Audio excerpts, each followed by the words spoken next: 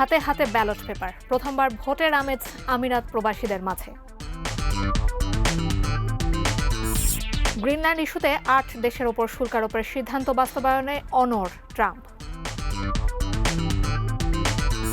এবং আত্মসমর্পণের জন্য দাঙ্গাবাজদের ৩ দিন সময় বেঁধে দিল ইরান।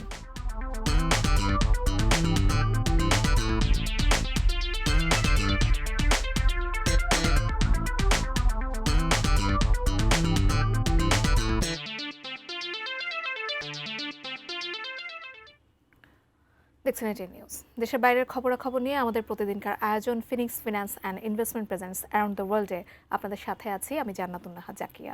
শিরোনামগুলো শুনছিলেন, এবারে বিস্তারিত। স্বাধীনতার ৫৪ বছর পরে প্রথমবারের মতো ভোট দিতে যাচ্ছেন প্রবাসীরা। সংযুক্ত আরব আমিরাতে অবস্থানরত বাংলাদেশিরা ব্যালট পেপার হাতে পেতে শুরু করেছেন। দীর্ঘদিনের প্রত্যাশিত এই দাবি বাস্তবায়িত হয় আনন্দিত তারা। সংযুক্ত আরব আমিরাত থেকে সিরাজুল হকের পাঠানো তথ্য ও ছবি নিয়ে ডেস্ক রিপোর্ট। সংযুক্ত আরব আমিরাতে প্রায় ১২ লক্ষাধিক প্রবাসী বসবাস করেন। আগামী নির্বাচনে পোস্টাল ব্যালটের মাধ্যমে ভোট দিতে পোস্টাল বিডি অ্যাপসে নিবন্ধন করেছেন ৩৮,৫৬৯ জন। তাদের অনেকেই ডাকযোগে ব্যালট পেপার হাতে পেয়েছেন। প্রতীক বরাদ্দের পর দ্রুত সময়ের মধ্যে ভোট প্রদান করে ডাকযোগে বাংলাদেশে ব্যালট পাঠাতে অপেক্ষায় আছেন তারা। অনলাইন নিবন্ধনের সময় কারিগরি ত্রুটি থাকায় নিবন্ধন কম হয়েছে বলে জানান প্রবাসীরা। প্রবাসী যারা আছে তাদের অধিকার এবং তাদের দাবি, তাদের আশা আকাঙ্ক্ষা যাতে পূরণ করতে পারে সেই ধরনের একটা সুন্দর সরকার আমরা চাই। আমরা যারা প্রবাসে থাকি, দীর্ঘদিন আমরা কখনোই প্রবাস থেকে ভোট দিতে পারি নাই। এই প্রথম আমরা এই অন্তর্বর্তীকালীন সরকারের নেওয়া পদক্ষেপের ফলে আমরা আমাদের ভোটাধিকার প্রয়োগ করতে পারবো। দীর্ঘদিনের প্রত্যাশিত এ দাবি বাস্তবায়িত হওয়ায় আনন্দিত তারা। ধন্যবাদ জানিয়েছেন বাংলাদেশ সরকারকে। আমরা জনপ্রতিনিধি নির্বাচনের সুযোগ পেয়েছি, এটার জন্য প্রবাসীদের পক্ষ থেকে ইন্টারিয়াম গভর্নমেন্ট নির্বাচন কমিশনকে অশেষ ধন্যবাদ। আমরাও চাই আমাদের মনের একটা মানুষ, পছন্দের একটা মানুষকে নির্বাচন করতে, যেটা আমরা এবার সুযোগ পেয়েছি। এটা আমরা মনে করি যে যারা এই দায়িত্বটা পালন করেছেন, যাদের কারণে আমরা পেয়েছি, তাদের কাছে আমরা কৃতজ্ঞ এবং আমরা খুব খুশি। প্রতীক বরাদ্দের পর নিজেদের পছন্দের প্রার্থীকে ভোট দিয়ে আগামীর বাংলাদেশ পরিচালনা ও প্রবাস বান্ধব সরকার গঠনে সক্রিয়ভাবে অংশ নেবেন বলে প্রত্যাশা প্রবাসী বাংলাদেশিদের। Shaon Mahfuz, desk report, ATN news. Greenland ইস্যুতে বিরোধিতা করা ইউরোপের ৮ দেশের ওপর শুল্ক আরোপের সিদ্ধান্ত শতভাগ বাস্তবায়ন করবেন বলে জানিয়েছেন মার্কিন প্রেসিডেন্ট ট্রাম্প। এনবিসি নিউজকে দেওয়া সাক্ষাৎকারে তিনি জানান, এই সিদ্ধান্তে তিনি অনড়। আগামী ১ ফেব্রুয়ারি থেকে ব্রিটিশ পণ্যের ওপর ১০% শুল্ক আরোপ করবেন, যা ১ জুন থেকে ২৫% পর্যন্ত বৃদ্ধি পাবে, যতক্ষণ না ওয়াশিংটন ডেনমার্ক থেকে গ্রিনল্যান্ড কেনার জন্য একটি চুক্তিতে পৌঁছায়। একই কথা Denmark, Norway, Sweden, France, Germany, Netherlands এবং ফিনল্যান্ডের ক্ষেত্রেও প্রযোজ্য হবে। পাশাপাশি গ্রিনল্যান্ড দখলের জন্য বল প্রয়োগের বিষয়টিও উড়িয়ে দেননি তিনি। মার্কিন প্রেসিডেন্ট বলেন, ইউরোপের উচিত ইউক্রেন যুদ্ধের দিকে মনোযোগ দেয়া, গ্রিনল্যান্ড নয়। এদিকে ডেনমার্ক সতর্ক করে দিয়েছে গ্রিনল্যান্ডে মার্কিন সামরিক পদক্ষেপ নেটোর সমাপ্তি ডেকে আনবে। যুক্তরাজ্যের পররাষ্ট্রমন্ত্রী ইভেট কুপার যুক্তরাজ্যের অবস্থান পুনর্ব্যক্ত করে বলেছেন, গ্রিনল্যান্ডের এবং ডেনমার্কই গ্রিনল্যান্ডের ভবিষ্যতের সিদ্ধান্ত নেবে। ইরানের সরকার বিরোধী বিক্ষোভে অংশ নেওয়া নাগরিকদের আত্মসমর্পণের জন্য ৩ দিনের সময়সীমা বেঁধে দিয়েছে দেশটির কর্তৃপক্ষ। ইরানের জাতীয় পুলিশের প্রধান আহমদ রেজা রাদান বলেছেন যে তরুণরা প্রতারিত হয়ে দাঙ্গায় জড়িয়ে পড়েছেন তারা শত্রুপক্ষের সেনা নন, বরং প্রতারিত ব্যক্তি। ইসলামী প্রজাতন্ত্রের ব্যবস্থার অধীনে তাদের প্রতি সহনশীল আচরণ করা হবে এবং আত্মসমর্পণের জন্য তাদের সর্বোচ্চ ৩ দিন সময় দেওয়া হচ্ছে। দেশের কর্মকর্তারা বলেছেন, শুরুর দিকে বিক্ষোভ শান্তিপূর্ণ থাকলেও পরে তা দাঙ্গায় রূপ নেয়। যুক্তরাষ্ট্র ও ইসরায়েলের মতো ইরানের প্রধান শত্রুদের উস্কানিতে ইসলামী প্রজাতন্ত্রকে অস্থিতিশীল করার উদ্দেশ্যে ওই দাঙ্গা পরিচালিত হয়েছে বলে দাবি করেছে তেহরান। বিক্ষোভের ঘটনায় প্রায় ৩,০০০ মানুষকে গ্রেপ্তার করা হয়েছে। এর আগে সর্বোচ্চ নেতা আয়াতুল্লাহ আলী খামেনি বলেন, দেশি বিদেশি অপরাধীরা কোনোভাবেই শাস্তি এড়াতে পারবেন না। যুদ্ধ পরবর্তী গাজায় আন্তর্জাতিক বাহিনীতে তুরস্ক ও কাতারের সেনাদের স্থান দেয়া হবে না বলে মন্তব্য করেছেন দখলদার ইসরায়েলের প্রধানমন্ত্রী বেনিয়ামিন নেতানিয়াহু। ইসরায়েলি সংসদ নেসেটে তিনি বলেন, যুদ্ধবিরতির দ্বিতীয় ধাপের একটি খুব সহজ মানে রয়েছে, হামাসকে নিরস্ত্র করা হবে এবং গাজাকে নিরস্ত্র করা হবে। আন্তর্জাতিক বাহিনীতে কাতার ও তুরস্কের সেনাদের থাকতে দেয়া হবে না উল্লেখ করে নেতানিয়াহু বলেন, গাজায় তুরস্ক অথবা কাতারের কোনো সেনার স্থান পাবে না। গাজায় কোন কোন দেশ সেনা পাঠাবে সেটি এখনও স্পষ্ট নয়। যেসব দেশের সেনা আসবে তাদের নিয়ে গঠিত এই আন্তর্জাতিক বাহিনীর কাজ হবে গাজার সাধারণ মানুষকে নিরাপত্তা দেয়া এবং নতুন একটি পুলিশ বাহিনীকে প্রশিক্ষণ দেয়া যারা হামাসের জায়গায় কাজ করবে। মেজর জেনারেল জাসপার জেফার্সকে গঠিত হতে যাওয়া এ বাহিনীর প্রধান হিসেবে নিযুক্ত করেছেন প্রেসিডেন্ট ডোনাল্ড ট্রাম্প। অন্যদিকে শান্তি পরিষদের রুশ প্রেসিডেন্ট পুতিনকে থাকার আমন্ত্রণ জানিয়েছেন তিনি।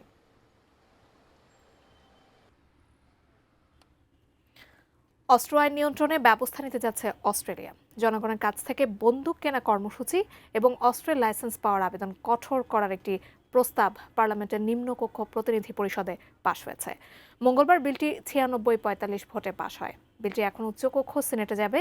বিরোধী দল গ্রিন পার্টির সমর্থন পেলে এটি পাশ হওয়ার সম্ভাবনা রয়েছে। এছাড়া আগ্নেয়াস্ত্র আমদানি নিয়ন্ত্রণ এবং লাইসেন্সের জন্য আবেদনকারীদের তথ্য গোয়েন্দা সংস্থাগুলোর মধ্যে ভাগাভাগি করার বিধানও যুক্ত হতে যাচ্ছে। অস্ট্রেলিয়ার স্বরাষ্ট্রমন্ত্রী টনি বার্ক বলেছেন, এই বাইব্যাক বা অস্ত্র কেনা কর্মসূচির মাধ্যমে অন্তত 40 লাখ নিবন্ধিত অস্ত্র কিনে নেবে সরকার। সম্প্রতি বন্ডির সমুদ্র সৈকতে ইহুদিদের ধর্মীয় উৎসবে হামলার পেছনে থাকা বাবা ছেলের 6টি অস্ত্রের মালিকানা ছিল। 14 ডিসেম্বরের ওই হামলায় 15 জন নিহত হন। আফগানিস্তানের রাজধানী কাবুলের একটি চাইনিজ রেস্তোরাঁয় ভয়াবহ বিস্ফোরণে এক চীনা নাগরিক ও 6 আফগান নিহত হয়েছেন। এ ঘটনায় একটি শিশু সহ আরও অন্তত 20 জন আহত হয়েছেন বলে জানিয়েছেন কর্মকর্তারা। পুলিশের মুখপাত্র খালিদ জাদরান জানান, রেস্তোরাঁটি কাবুলের বাণিজ্যিক এলাকা শাহরি নওয়ায় অবস্থিত। সেখানে বেশ কয়েকটি অফিস, শপিং কমপ্লেক্স ও বিভিন্ন দেশের দূতাবাস রয়েছে। এলাকাটিকে কাবুলের অন্যতম নিরাপদ এলাকা হিসেবে গণ্য করা হয়। চীনা রেস্তোরাঁটি যৌথভাবে পরিচালনা করতেন এক চীনা মুসলিম আব্দুল মজিদ, তার স্ত্রী এবং তাদের আফগান ব্যবসায়িক পার্টনার আব্দুল জব্বার মাহমুদ। বিস্ফোরণে নিহত চীনা নাগরিকের নাম আইয়ুব বলে নিশ্চিত করেছে কর্তৃপক্ষ। বিস্ফোরণের কারণ তাৎক্ষণিকভাবে জানা যায়নি। ঘটনার তদন্ত চলছে।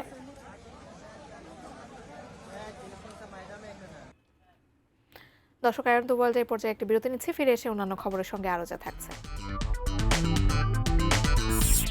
নাইজেরিয়ায় 2টি গির্জায় হামলা চালিয়ে অন্তত 163 পুণ্যার্থীকে অপহরণ। এবং চলে গেলেন ইতালির খ্যাতনামা ফ্যাশন ডিজাইনার ভ্যালেন্তিনো গারাভানি।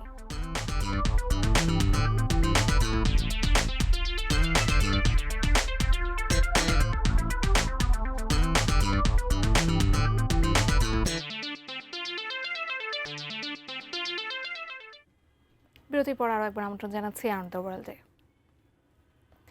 নাইজেরিয়ার উত্তরাঞ্চলীয় কাদুনা রাজ্যে 2টি গির্জায় হামলা চালিয়ে অন্তত 163 জন পুণ্যার্থীকে অপহরণ করেছে সশস্ত্র বন্দুকধারীরা। গত রোববার সাপ্তাহিক প্রার্থনা চলাকালে এই অপহরণের ঘটনা ঘটে। নাইজেরিয়ার উত্তরের খ্রিস্টান অ্যাসোসিয়েশনের প্রধান রেভারেন্ড জোসেফ হায়াব বলেন, হামলাকারীরা বিপুল সংখ্যায় এসে গির্জার প্রবেশপথগুলো বন্ধ করে দেয় এবং পুণ্যার্থীদের জোর করে পাশে ঝোপঝাড়ের দিকে নিয়ে যায়। জোসেফ হায়াব বলেন, মোট 172 জনকে ধরে নিয়ে যাওয়া হয়েছিল, তবে 9 জন পালিয়ে আসতে সক্ষম হন। বর্তমানে 163 জন অপহরণকারীদের জিম্মায় রয়েছেন, তবে কাদুনা রাজ্য পুলিশ ও নিরাপত্তা কর্মকর্তারা এই অপহরণের দাবি প্রত্যাখ্যান করেছেন। রাজ্য পুলিশ কমিশনার মোহাম্মদ রাবিউ স্থানীয় একটি টিভি চ্যানেলে বলেন, এখন পর্যন্ত অপহরণের কোনো প্রমাণ তাদের কাছে নেই।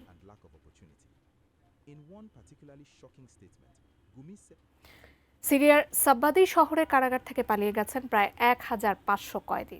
কুর্দিদের নিয়ন্ত্রণাধীন এই শহরে আইএসের জঙ্গিরা বন্দী ছিলেন। সাব্বাদিতে সিরিয়ার সেনাবাহিনী অভিযান চালানোর পর এসব কয়েদি পালিয়ে যান বলে জানিয়েছেন কুর্দি সশস্ত্র গোষ্ঠী এসডিএফ এর মুখপাত্র ফরহাদ শামী। এর আগে সিরিয়ার সেনাবাহিনী জানিয়েছিল আইএসের জঙ্গিরা কারাগার থেকে পালিয়ে গেছেন, তবে কতজন পালিয়েছে সেটি স্পষ্ট করেনি তারা। সেনাবাহিনী দাবি করেছে কুর্দিদের সংগঠন সিরিয়ান ডেমোক্রেটিক ফোর্সই তাদের পালিয়ে যেতে সহায়তা করেছে। গত কয়েকদিন ধরে কুর্দি নিয়ন্ত্রণাধীন অঞ্চল ও শহরে অভিযান চালাচ্ছে সিরিয়ার সেনাবাহিনী। টানা কয়েকদিন ব্যাপক সংঘর্ষ চলার পর দুই পক্ষ যুদ্ধবিরতিতে রাজি হয়েছে। এবার এসডিএফকে সিরিয়ার সেনাবাহিনীর সঙ্গে একীভূত করতে চুক্তিবদ্ধ হয়েছেন প্রেসিডেন্ট আহমেদ আল শারা। নিচে আরও একটা বিরতি, সঙ্গে থাকুন।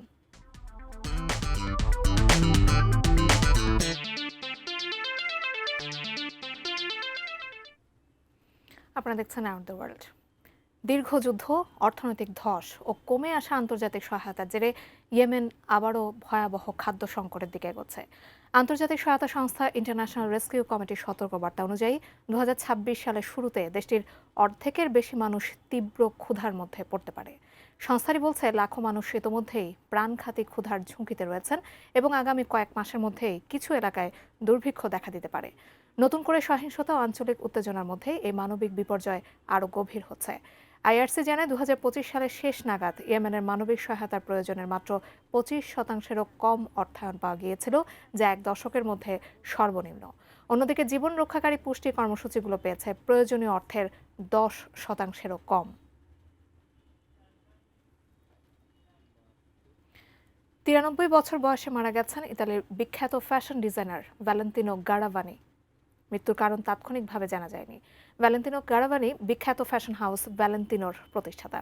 1960 সালে প্রতিষ্ঠিত এই ফ্যাশন হাউসের তৈরি পোশাক এলিজাবেথ টেইলর, ন্যান্সি রিগান, শ্যারন স্টোন, জুলিয়া রবার্ট সহ বহু তারকা পরেছেন। জর্জিও আর্মানি ও কার্ল লাগারফেল্ডের সঙ্গে ফ্যাশন জগতের শীর্ষে উঠেছিলেন ভ্যালেন্তিনো। তার মরদেহ আজ ও আগামীকাল বৃহস্পতিবার রোমের পিয়াজ্জা মিনিয়ালিতে চত্বরে রাখা হবে। পরদিন শুক্রবার বেসিলিকা সান্টা মারিয়া দেগলি অ্যাঞ্জেলি দেই মার্তিরিতে তার শেষকৃত্য হবে। 1932 সালে ইতালির লোম্বার্দি অঞ্চলে জন্মগ্রহণ করেন ভ্যালেন্তিনো। 2023 সালে লন্ডনের রয়্যাল আলবার্ট হলে অনুষ্ঠিত ব্রিটিশ ফ্যাশন অ্যাওয়ার্ডে ভ্যালেন্তিনোকে বিশেষ সাফল্যের জন্য সম্মাননা প্রদান করা হয়। শেষ করছে এই আয়োজন, তবে তার আগে এক নজরে Phoenix finance and investment presents around the world. হাতে হাতে ব্যালট পেপার, প্রথমবারে ভোটের আমেজে আমিরাত প্রবাসীরা। গ্রিনল্যান্ড ইস্যুতে 8 দেশের ওপর শুল্ক আরোপের সিদ্ধান্ত বাস্তবায়নে অনড় ট্রাম্প। আত্মসমর্পণের জন্য দাঙ্গাবাজদের 3 দিন সময় বেঁধে দিল ইরান। নাইজেরিয়ায় 2টি গির্জায় হামলা চালিয়ে অন্তত 163 পুণ্যার্থীকে অপহরণ। চলে গেলেন ইতালির খ্যাতনামা ফ্যাশন ডিজাইনার ভ্যালেন্তিনো গারাভানি।